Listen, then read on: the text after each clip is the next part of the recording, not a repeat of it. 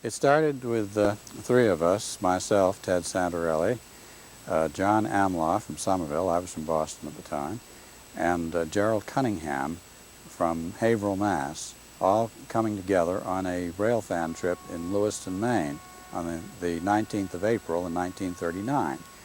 And we had all passed our favorite little small-town trolley system, the Biddeford and Saco, on the way up, which ran open cars much later than most other systems in the summertime.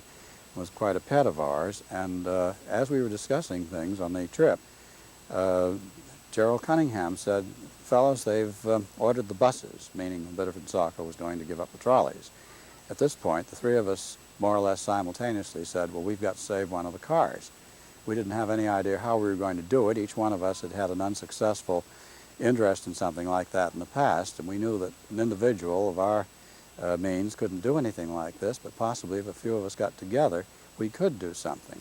We had all tried something at one time or another to try to fix up a car someplace on a railway company's property, and this had been turned down because of insurance problems and union problems and whatever. And we knew that the only way that we were ever going to do anything was to band rail fans together and start some sort of a project. Well, how we started really with a fledgling collection, and then one more car was brought over from Manchester. I think that was a bit of a more amusing operation. We didn't buy the truck for the car, just the car body, and Mr. Amlaw made these arrangements. There seemed somebody in Manchester that was very interested in making $30 or $40 in this move, so we told him to go ahead whenever he was ready. Well, we came up one weekend and the car was here, no questions asked. But one day, our neighbor said that he just drove in with an old coupe and a set of wheels under the car, and he'd brought it all the way over from Manchester by just hauling it as a trailer. And sure enough, there was a part of the thing still blocked under the car. Well, we were puzzled how we were going to get a truck for the car, and the trolleys in Portland were being scrapped.